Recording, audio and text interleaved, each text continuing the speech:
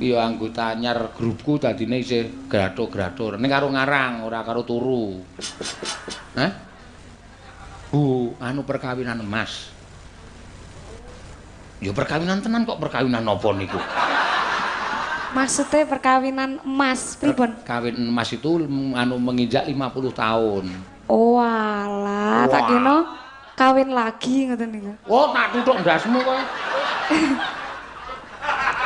Bapak Lazarus Saino karo Ibu Teresia Mariem kuwi le rabi le mangun Bali Wisma le omah-omah sudah sampai 50 tahun itu dipengeti kawin emas. Jenengan nggih? Wah. Kowe iki tak kandhani ya. Oh nggih, nggih. Wis gek parikan. Nggih, kula mikir sik tirose. Hah? Tirose kan ngarang sik. Lah kowe nggawa sirah ki isine apa? Ya wis anu organisasi ke. Yes. Nek ora gelem mikir